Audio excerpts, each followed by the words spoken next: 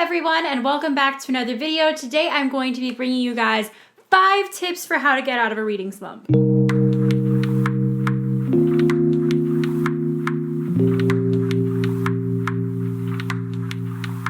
So I don't know if you guys are like me, but if you are, you probably drink a lot of coffee. And while you're drinking that coffee, you probably read books, and then while you're reading books, you're probably eventually getting into something called a reading slump.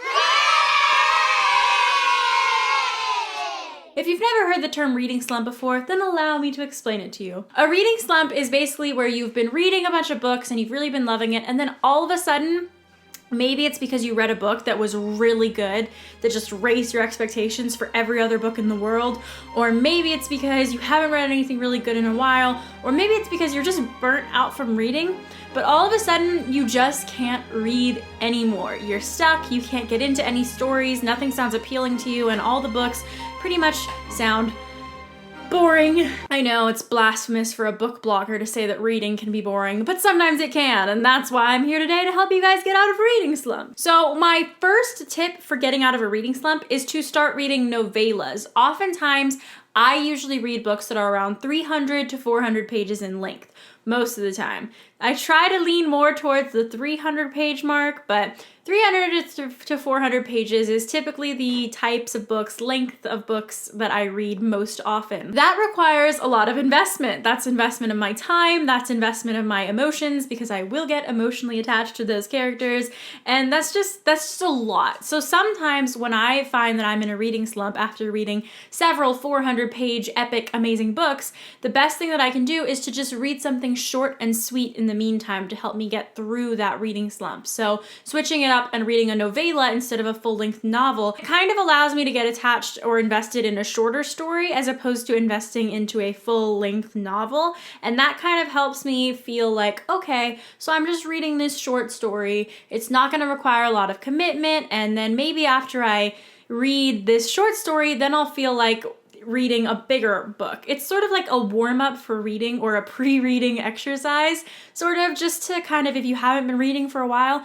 get you back in the mood to read by reading something short, something simple, something sweet. My second tip that helps me when I am in a reading slump is to switch up the format of the books I'm reading. So for the most part, I read in paperback format, so that's a physical hard copy of the book. Paperbacks are amazing. I love paperbacks. I love that I am able to get paperbacks so easily where I live. I have Amazon, I can afford paperbacks and all of that stuff, but sometimes reading a paperback is just, for whatever reason, a book will not grab my attention when I'm reading the paperback version. I can't get into the story. Maybe it's because of what's going on in my life at the time. Maybe it's because I'm just really busy and I don't have a lot of time to sit down and physically read a physical copy of a book.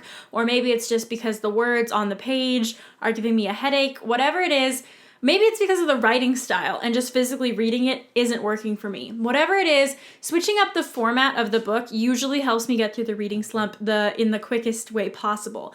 And that is because sometimes I read a book better, or I prefer an author's writing style better, in audiobook form. So if I can't read a paperback, I'll often try to see if I can get an Audible credit and then go ahead and use that Audible credit towards an audiobook version of that paperback if one is available. If one is available, I will get it and I will listen to the book, and 9 times out of 10, this works for me. Usually, if I can't get into the paperback, I can listen to the audio. Or if I'm really busy, like I said, and my lifestyle at the time isn't conducive to physically reading a book, I'll get the ebook, because I know if I'm on the go, if I'm traveling, if I'm out and about, or if I have some downtime just waiting for a doctor's appointment, I can read it really easy from my phone, or if you have a Kindle, from a Kindle. I personally use the Kindle app just because I don't feel like inviting another tablet into my life right now. I already have enough screens, I don't need another one. So if you're struggling with reading slumps, then try switching up the format in which you are reading. It might help. My third tip for getting out of a reading slump is kind of a 2-in-1 tip, and that is to try something new. So maybe you've been reading a lot of historical fiction lately and you're kind of burnt out on it, so try reading a contemporary and see if that kind of reignites your love for reading. I recently wasn't reading very much because I'd been reading a lot of historical and I just wasn't enjoying it very much anymore. So I switched up and went to a contemporary read. I read a couple contemporaries and then I started to crave historical fiction again. So I started reading it again and it got me out of that reading slump really easily. So maybe try changing up the genre, or if you really are kind of in a niche genre and you really prefer that genre, for instance, I read mostly biblical fiction all the time. Maybe try switching up the point of view that you're reading in. So maybe you read authors like Connie Lynn Cassette, who write a lot in first person, but you're kind of just a little bit burnt out of that and you want to try something new. So try finding an author that writes in third person, or a different point of view, or a different point of view, POV, that you haven't been reading in a while. Sometimes that can also help if you're not connecting with a character in a certain point of view. Then maybe switching the point of view that you're reading might also help you connect with the character, therefore connect with the book, and therefore get out of the reading slump. Now, this tip, my fourth tip, might be a little bit controversial to some people, but I think it's pretty fair. And that tip is that if you're in the middle of a reading slump and you're having a hard time reading, then switch up what it is you're doing. Maybe you shouldn't read when you're in a reading slump. Maybe you should watch TV or go see a movie or listen to music or consume a story in another way that isn't reading words. I think that sometimes if I'm in a reading slump, the best thing for me to do is to stop reading and to find another way to consume stories, because at our hearts, all of us book lovers are really just story lovers. And that's just because we love the art of story. We love storytelling. We love reading stories. We love hearing stories. We love stories. So maybe try consuming a story in a different form. Maybe you can find a movie that's based off of a book series that you've read or watch that adaptation. Maybe you can get invested in a new TV show, Netflix, listen to music. A lot of times music tells a story, like musicals. I have a few back here that I recommend. Musicals telling a story. Just try and consume a story in a different format than you're used to consuming stories in, and see if you can connect with those stories differently than you were connecting with the books. I find that after I watch TV, often, or watch a movie or watch a different kind of story in a different way, oftentimes I'm more inclined to say, oh man, I miss reading now, I want to go back to reading.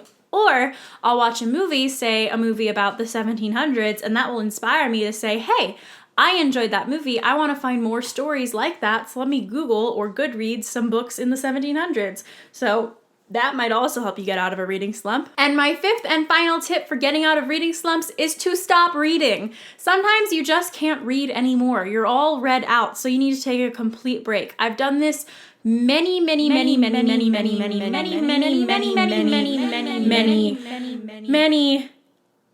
times.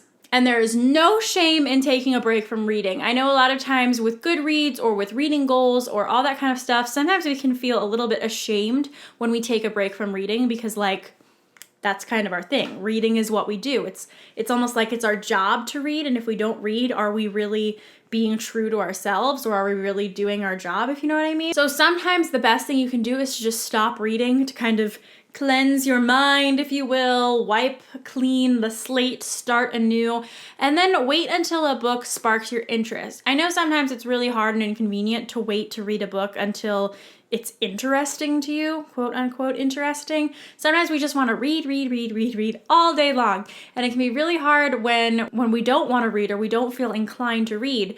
So maybe just waiting until, and maybe sometimes waiting until something interests you can also be hard because maybe it's a really popular book. You guys, I think you know what I mean. Sometimes the best thing you can do is just take a break until that thing sparks your interest, because you can have too much of a good thing, just so you know. It's never good to wear yourself out, and it's never good to make yourself feel like you're forcing yourself to read, because reading is supposed to be something that we do for pleasure and for enjoyment. So if you're forcing yourself, it might be a good time to take a break and just come back later and find a new book and find yourself refreshed and able to enjoy it to its fullest extent. So those are my 5 tips for how to get out of a reading slump. If you've ever been in a reading slump and you've used one of these tips, please let me know down in the comments below. Or if some of these tips do work for you and others don't, I'd love to chat about it. Or if you have other tips for how to get out of reading slumps that I didn't mention in my video, I would love to hear those too, and just compare notes with you guys about what helps you get out of a reading slump the most, because let's face it, reading slumps for readers are basically deadly. If you guys like this video, then be sure to give it a thumbs up and leave a comment below. Don't forget to subscribe and hit that like button if you enjoyed it and want to see more content like this. My name is Jenna Van Mourik. I'm an inspired writer and an inspirational fiction reader who reads, writes, and lives for Jesus. I post book reviews, writing advice, writing updates, and all the bookish things to all of my social media handles, which are going to conveniently pop up on the screen here for you. I'm active pretty much every day on Instagram, and I try to be here on YouTube weekly. I also have my own book club, which you can find out all the information about in the description box below as well. And in that book club, it's a quarterly biblical fiction book club that I host and lead. I would love to see you guys over there as well. Basically, just subscribe and click all the links so that you never miss a new update. My name is Jenna Van Mourik. Once again, thank you so much for watching this video, and I hope to see you guys next time. Bye!